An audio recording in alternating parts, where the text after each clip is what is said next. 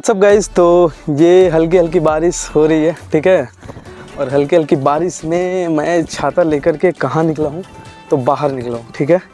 और बाहर खेतों के बीच आ चुका हूँ, क्योंकि यार शहरों में ये चीज़ें नहीं मिलती। तो जब तक गांव में हो मज़ा लो इन सारी चीज़ों का, और अगर नहीं लोगे तो बाद में पछतावा रह जाएगा, ठीक है।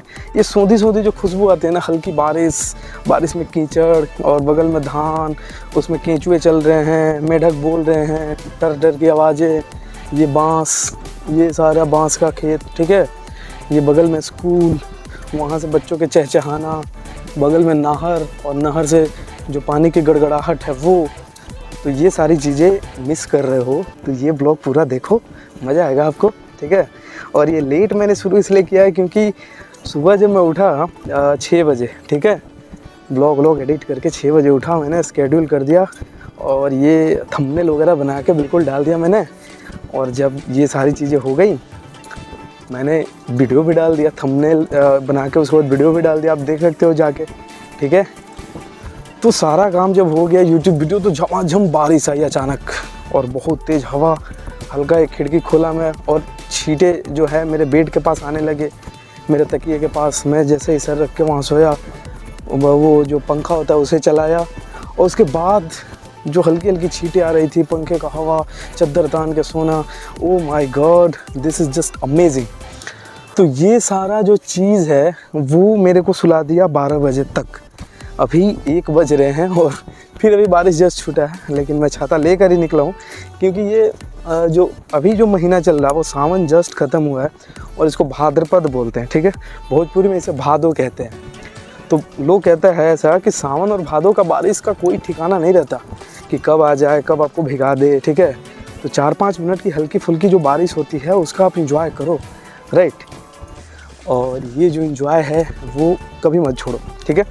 तो इत्तेफाक से काफ़ी ज़्यादा बारिश हो गई, हालांकि खेतों में इसलिए नहीं लगा है क्योंकि चारों तरफ धान की बुआई हो चुकी है, तो खेतों को बहुत ज़्यादा पानी की ज़रूरत होती है, ठीक है। तो ये मैं इतना जो ज्ञान दे रहा हूँ, इस ज्ञान देने के पीछे का कारण यही है कि जो लोग मेरे इस ब्लॉग को देख रहे हैं, अगर वो अपने घरों में दुबक के बारिश का मज़ा लेते हैं बाहर देख के, तो छाता लेके निकलो। और अगर छाता नहीं है तो बस भीगते हुए निकलो, कोई रोकने वाला आपको नहीं है, ठीक है।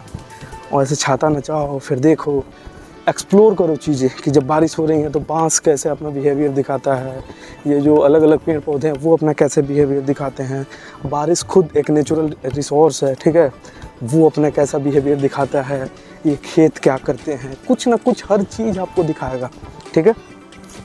मतलब हर चीज़ इस प्रकृति में उपलब्ध हर एक चीज़ आपको कुछ ना कुछ बताएगा कि देखो ये बारिश हो रही है, मेरे को चोटें लग रही हैं, और ये पेड़ बोलेगा कि मेरे को उखाड़ ले रहा है, ठीक है। ऐसे धान भी कुछ बोलेगा आपसे ज़मीन भी कुछ बोलेगा। तो इतना अच्छा मौसम हुआ है, तो बिहारी हैं तो कुछ तला हुआ तो बनना चाहिए ना।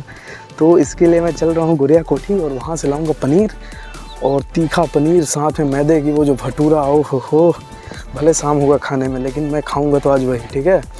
तो चलता हूँ सबसे पहले वो भटूरा और ये सारा आइटम ख़रीदने, उसके बाद घर पे दूंगा बनाने के लिए, उसके बाद मैं भर पेट खाऊंगा, ठीक है।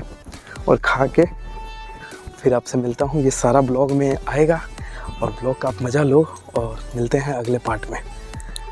बाइक उठा के चल भी दिया, और चलते चलते मैंने ये कैमरा से रिकॉर्ड किया। जो लोग आसपास मेरे को देखते हैं ऐसा लगता है कि मैं एलियन हूँ, ऐसा फील करते हैं वो लोग। लेकिन मैं उनको कैसे बताऊं कि मैं हर मोमेंट को रिकॉर्ड करना चाहता हूं।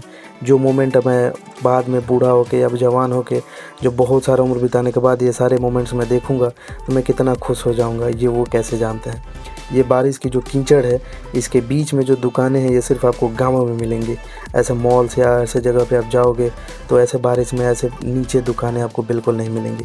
इन दुकानों में कुछ अलग ही प्यार झलकता है। जब इन दुकानों से आप ख़रीदारी करते हो तो उसमें ये पैसा का मोल नहीं, इसमें प्यार का मोल झलकता है। ऐसे एक एक चीज़, एक एक रुपया ऐसे हिसाब करके संभाल के ये लोग रखते हैं जैसे उनकी कई सालों की ये पूंजी होती है। इसके बाद मैं पनीर लेने के लिए पहुंच गया।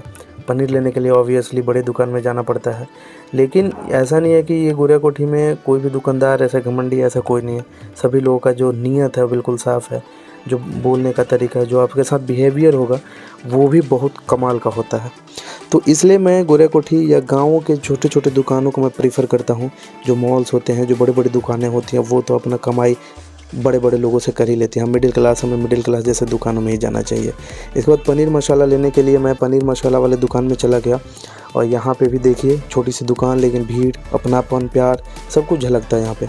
एक एक चीज़ मांगो एकदम प्यार से मिलता है। आप पेमेंट ऑनलाइन करो या कैश करो, लेकिन इनको कोई फ़र्क नहीं पड़ता, ठीक है। उसके बाद एक गांव के छोटे से दुकान में मैं मैदा, क्योंकि बाज़ार से भूल गया था, तो वो लेने आया। और वहाँ के जो ये विजय बाबा हमें, ठीक है, और ये मेरे को बचपन से, मतलब बचपन से मैं इनके दुकान में जाता हूँ, ठीक है।